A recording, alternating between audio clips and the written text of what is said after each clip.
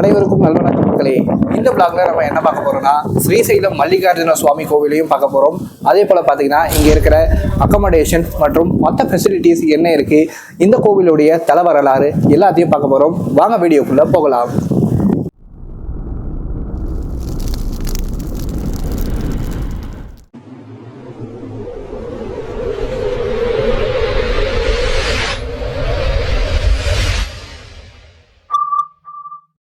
இதுதாங்க கிருஷ்ணதேவராய அறக்கட்டளை. இங்கதான் நாம ரூம் எடுத்து தங்கியிருக்கோங்க. ஸ்ரீசைலத்துக்கு நம்ம இந்த கெஸ்ட் ஹவுஸில் தான் நம்ம ரூம் எடுத்திருக்கோங்க. இது ஏசி ரூம். இதுதான் நம்ம ரூம். டபுள் பெட் இருக்கு பாருங்க, பெரிய ரூம். இந்த பக்கம் ஏசி இருக்கு. 1500 rupees இதுக்கு நம்ம கிட்ட அமௌண்ட் வாங்கியிருக்காங்க. கர்டைன்ஸ்லாம் கொடுத்துருக்காங்க. இந்த பக்கம் நம்மளுக்கு பால்கனி இருக்கு. இந்த பக்கம் ரெஸ்ட் ரூமும் செம்ம கிளீனாக பெருசாக இருக்குது பாருங்க. நேற்று நம்ம வந்த நேரம் பார்த்தீங்கன்னா இங்கே எங்கேயுமே ரூமே இல்லைங்க. அவ்வளோ ஒரு ஜனம். நேற்று ஏதோ ஒரு ஃபெஸ்டிவல். ஸோ பார்த்தீங்கன்னா ஸ்ரீசைலத்தில் காலை வைக்கிறதுக்கு கூட இடம் இல்லை. எங்கே பார்த்தாலும் அவ்வளோ ஒரு ஜனங்க. இன்னைக்கு பார்த்தீங்கன்னா ஃபுல்லாக காலி அடித்து ஃப்ரீயாக இருக்குங்க. இங்கே ஸ்ரீசைலத்தில் அக்கமடேஷன் பொறுத்த வரைக்கும் பார்த்தீங்கன்னா சிவராத்திரி, பிரதோஷம் மற்றும் விசேஷ நாளில் வந்தீங்கன்னா இங்கே ரூமே எதுவுமே கிடைக்காது. கோவில் ரூமே பார்த்தீங்கன்னா உங்களுக்கு தரமாட்டாங்க. அந்த அளவுக்கு பார்த்தீங்கன்னா இங்கே ரஷ்ஷாக இருக்கும். ஸோ அந்த டைம்லலாம் நல்லா பிளான் பண்ணி வாங்க. சாதாரண டைம்லாம் வந்தீங்கன்னா ரொம்ப ஃப்ரீயாக இருக்கும். எல்லா ரூம்ஸும் உங்களுக்கு அவைலபிளாக இருக்கும்.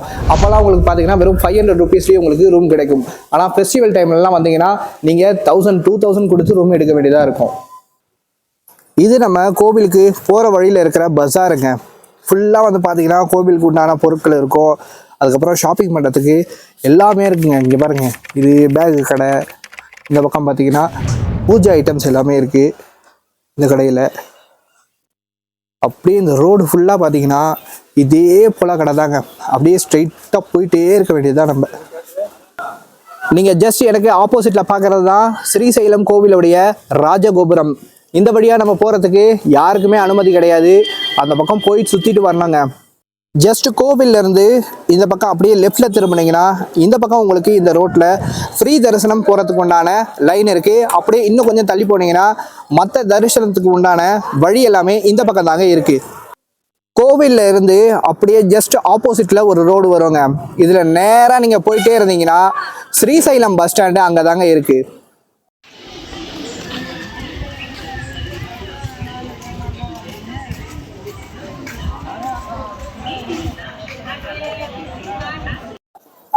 காய்ஸ், இவருடைய பேர் பார்த்தீங்கன்னா ரவி. இவர் ஆத்மகூர்லேருந்து ஸ்ரீசைலம் வரைக்கும் பார்த்தீங்கன்னா நடைபாதை வழியாக சுவாமியை தரிசனம் பண்ணியிருக்காரு.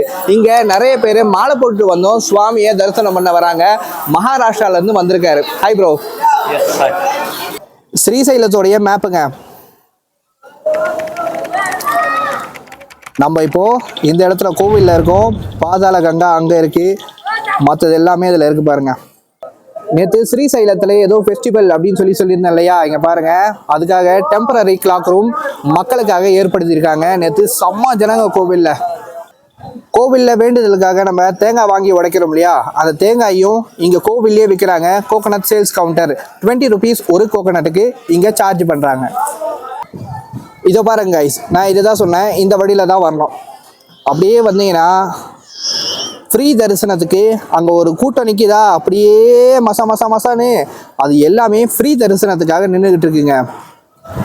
இந்த பக்கமும் பார்த்தீங்கன்னா ஃப்ரீ தரிசனத்துக்கு நம்மளுக்கு லைன் இருக்குது. நீங்கள் எனக்கு ஆப்போசிட்டில் பார்க்குறீங்க இல்லையா, இதுதான் ஃப்ரீ தரிசனம் கியூ லைனுங்க. இந்த வழியாக தான் நம்ம ஃப்ரீ தரிசனத்துக்கு உள்ளே போகணும். அதுவே நீங்கள் இந்த பக்கம் திரும்பினீங்கன்னா 500 rupees 200 rupees டிக்கெட்டுக்கான வழி உங்களுக்கு வந்துடுவாங்க. எல்லாம் சரிடா, நம்ம ஊர் போலவே ஸ்ரீசைலத்தில் சாப்பாடு கிடைக்குமான்னு கேட்டிங்கன்னா நம்ம ஊர் போலவே இங்கேயும் சூப்பராக சாப்பாடு கிடைக்குங்க. அதில் எந்த பஞ்சமும் கிடையாது. கர்நாடகாக்காரங்க நிறைய பேர் வரதுனால பார்த்தீங்கன்னா சாம்பாரில் மட்டும் கொஞ்சம் வெள்ளை தள்ளி போட்டுடுறாங்க. மற்றபடி பார்த்தீங்கன்னா சாப்பாடு எல்லாம் நல்லா இருக்குது. பிரேக்ஃபாஸ்ட்டு, டின்னரு சும்மா பூந்து விளையாடலாங்க. இங்கே கோவிலில் கிளாக் ரூம் ஃபெசிலிட்டியும் அவைலபிளாக இருக்குங்க. செல்ஃபோன், கேமரா எல்லாத்தையுமே இங்கே வச்சுட்டு நம்ம கோவிலுக்குள்ளே போகலாங்க. நம்ம வச்சிருக்கிற லக்கேஜை டெபாசிட் பண்ணுறதுக்கு 20 rupees வாங்குறாங்க. இந்த பக்கம் மொபைலுக்கு 10 rupees சார்ஜ் பண்ணுறாங்க. இந்த கிளாக் ரூம் எங்க இருக்குன்னு பாத்தீங்கன்னா சிவாஜி கோபுரம் போற வழியில இருக்குங்க.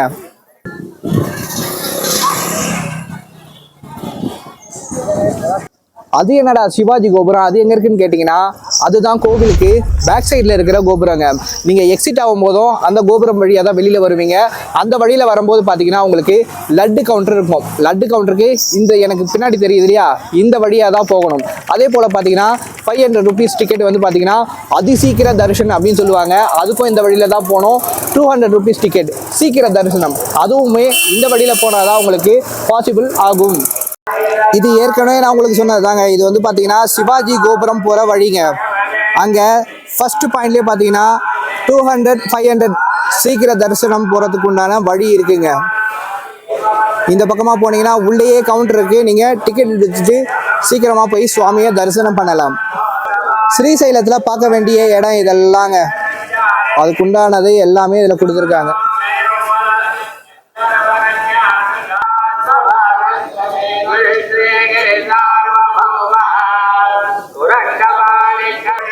நம்ம அதே வழியில இன்னும் கொஞ்சம் முன்னாடி வந்தோம்னா சீனியர் சிட்டிசனுக்கு உண்டான வழியும் இருக்கு. அதே போல பாத்தீங்கன்னா மாற்றுத்திறனாளிகளுக்கு உண்டான வழியும் இதோ இருக்குங்க. எல்லாம் சரி, ஸ்ரீசைலத்துல என்ன இருக்கு? ஸ்ரீசைலத்துல இந்தியாவில இருக்கிற 12 ஜோதிர்லிங்கத்துல 2வது ஜோதிர்லிங்கம் இங்க தாங்க இருக்கு. இங்க பிரம்மராம்பிகா சமேத மல்லிகார்ஜுன சுவாமி கோவில் இருக்குங்க.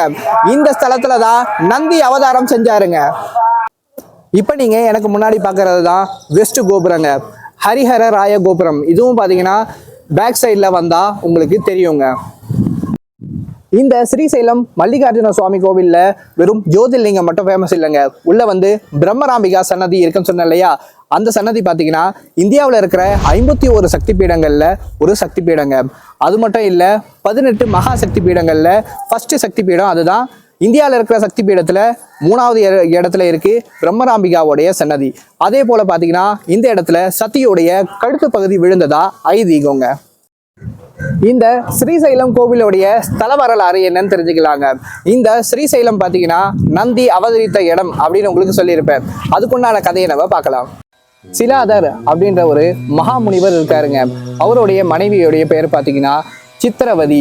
அவங்க 2 பேரும் சேர்ந்து வாழ்ந்துட்டு வராங்க. அப்போ வந்து அவங்களுடைய குடிலுக்கு சப்த ரிஷிகள் வராங்க. அவங்க வரதை பார்த்துட்டு சிலாத முனி என்ன பண்றாருன்னா, எங்க குடிலுக்கு வந்து சாப்பிட்டுட்டு எங்களை ஆசீர்வாதம் பண்ணுங்க அப்படின்னு சொல்லி கேட்கிறாரு.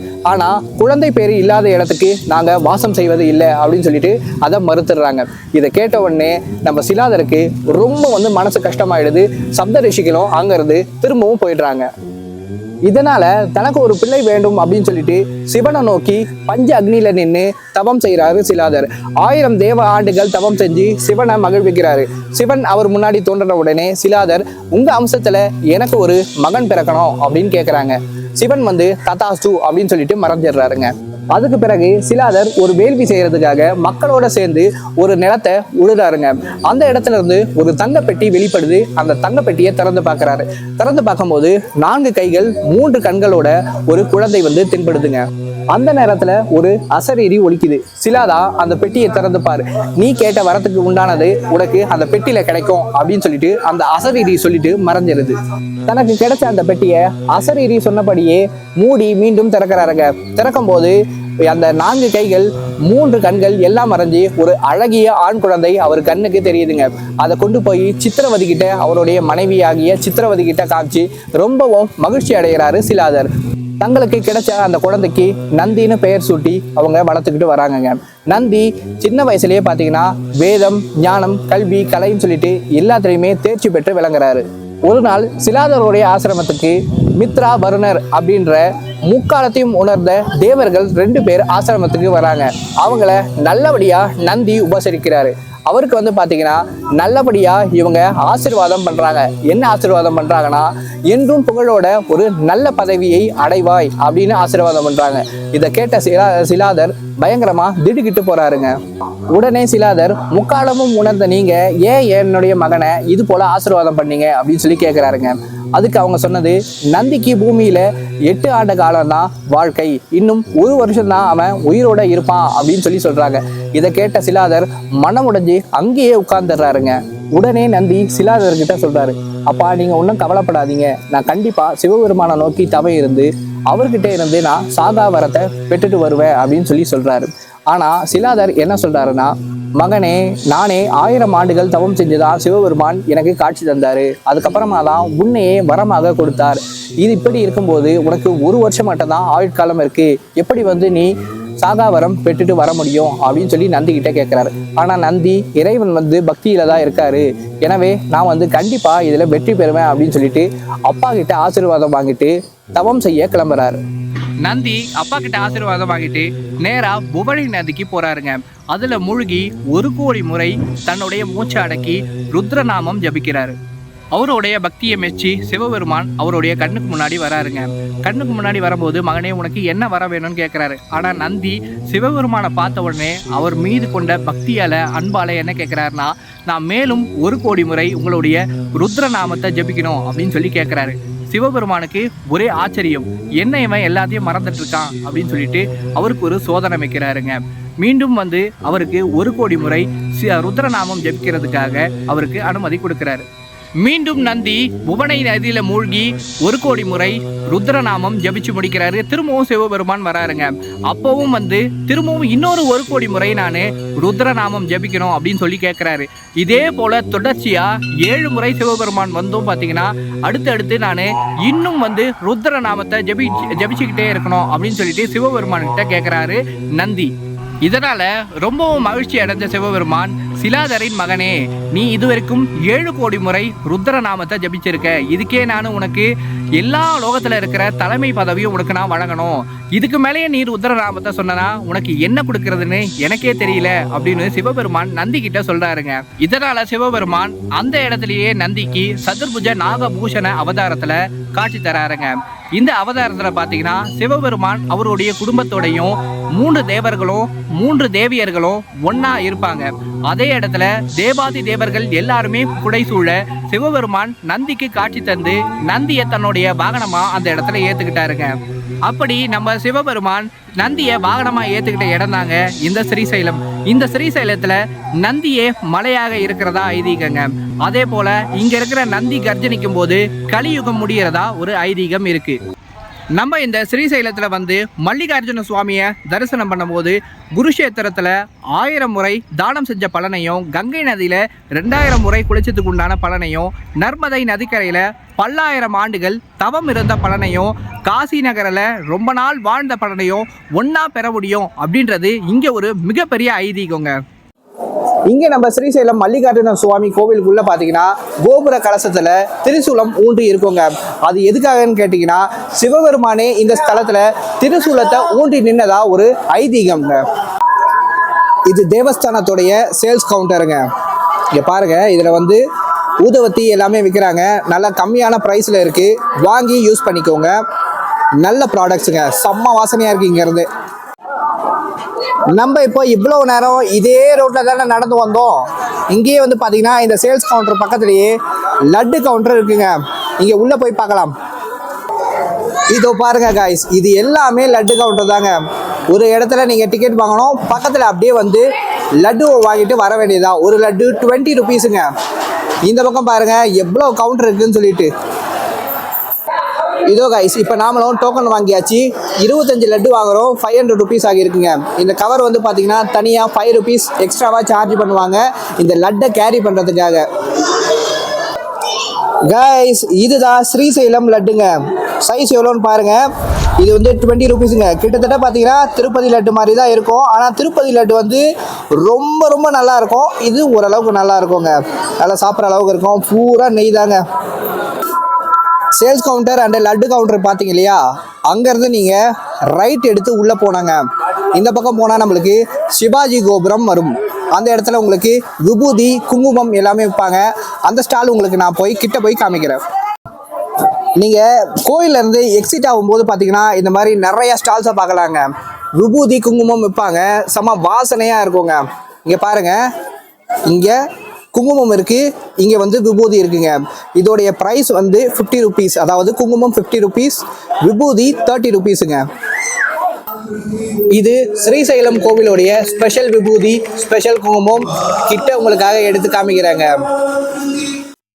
மக்களே, உங்களுக்கு சென்டர் பாயிண்ட்ல பாருங்க ஒரு தங்க கோபுரம் தெரியுதா? அதுதாங்க பிரம்மராம்பிகை சன்னதி. அதுக்கு பின்னாடி இருக்கிறதா சிவாஜி கோபுரம். இது வழியா தான் நம்ம எக்ஸிட் ஆகிடுவோங்க. இது சத்ரபதி சிவாஜி கோபுரமுங்க. இந்த வழியா நம்ம எக்ஸிட் ஆகுறாங்க பாருங்க எல்லாரும். இந்த வழியா நம்ம அப்படியே வெளியில வருவோம். நேரா நீங்க போனீங்கன்னா லட்டு கவுண்டரு மற்றது எல்லாமே வந்துருங்க. நான் இந்த வீடியோவில் நிறைய இடத்துல சிவாஜி கோபுரம் அப்படின்னு சொல்லியிருப்பேன். சிவாஜி கோபுரம் அப்படின்னா என்னன்னா, இந்த ஸ்தலத்துக்கு சத்ரபதி சிவாஜி மன்னர் வந்து பிரம்மராம்பிகையும் மல்லிகார்ஜுன சுவாமியையும் வணங்கி இருக்காரு.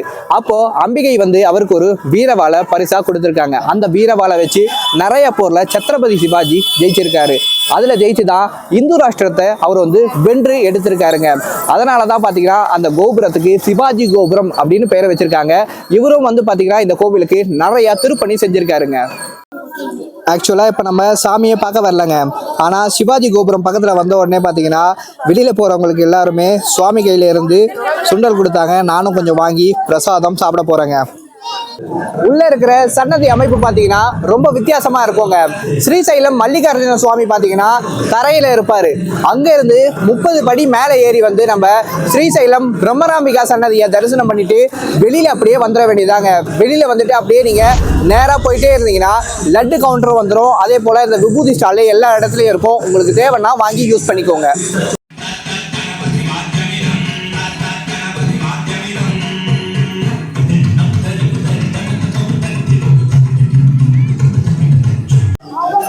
கோவில்ல இது பாத்தீங்கன்னா திருவிழா டைமுங்க. ஸோ எல்லா இடத்துலையும் பஜனைகள் பண்றாங்க. அதே போல பரதநாட்டியம், சிவதாண்டவம் இது போல எல்லாமே செய்யறாங்க. நாமளும் இப்போ போய் அதை பார்ப்போம் வாங்க.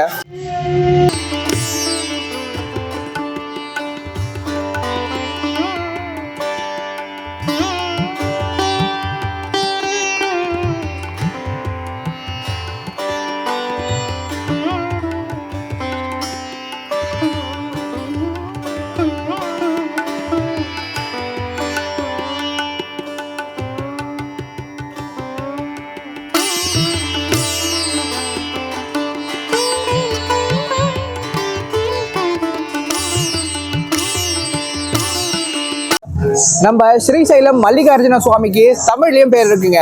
தமிழ்ல அவருடைய பேரு பற்பதநாதர். பிரம்மராம்பிகையோடைய பேர் பாத்தீங்கன்னா பருப்பநாயகி. ஸ்ரீசைலம் அதுக்கும் தமிழ் பேர் இருக்குங்க.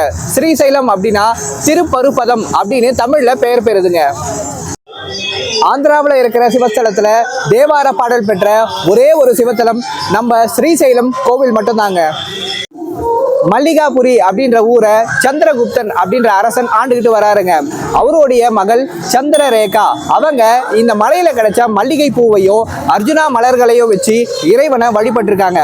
அதனாலதான் இங்க இருக்கிற சுவாமிக்கு மல்லிகார்ஜுன சுவாமி என்ற பெயர் வந்திருக்குங்க.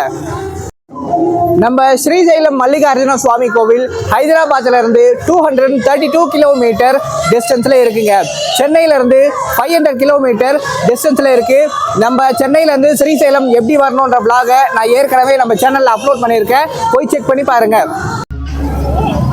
ஈவினிங் vlog கவர் பண்ண ஆரம்பிச்சேங்க. இங்க பாருங்க, சும்மா லைட்லாம் போட்டு இந்த திருவிழா காலத்துல ஸ்ரீசைலம் அப்படியே ஜொலிக்குதுங்க.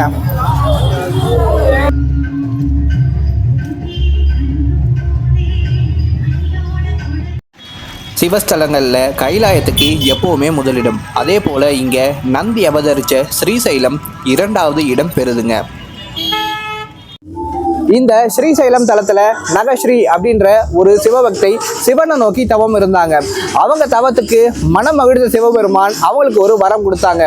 உன்னுடைய பேர்லயே இந்த ஊர் வந்து என்றும் விளங்கட்டும் அப்படின்னு ஒரு வரம் கொடுத்தாரு. அதனால தான் இது ஸ்ரீசைலம், ஸ்ரீ நகரம் அப்படின்ற பல பெயர்ல இது அழைக்கப்படுதுங்க. நாம எந்த கோவிலுக்கு போனாலும் அந்த கோவிலுக்கு போகும்போது குளிச்சுட்டு போனோம், இல்லை கை கால் அலம்பிட்டு முகத்தை அலம்பிட்டு போனோம் அப்படின்னு சொல்லுவாங்க.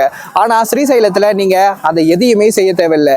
எந்த நித்திய கர்மாவையும் செய்யாமல் நேரடியாக வந்து நீங்கள் சாமியை தரிசனம் பண்ணலாம். அதுக்கு இங்கே தூளி வழிபாடு அப்படின்னு சொல்கிறாங்கங்க. அதாவது நீங்கள் சுத்தமான மனசோட நீங்கள் வந்து சாமியை தரிசனம் பண்ணாலே போதும், அதுக்கு உண்டான பலன் உங்களுக்கு நிச்சயமாக வந்து சேரும் அப்படின்னு சொல்கிறாங்க. ஈவினிங் டைமில் நீங்கள் பார்த்த ஸ்ரீசைலம் வேற, இப்போ நீங்கள் நைட்டில் பார்க்குற ஸ்ரீசைலம் வேறங்க. நைட்டில் திருவிழா காலத்தில் என்ன அழகாக இருக்குது பாருங்கள்.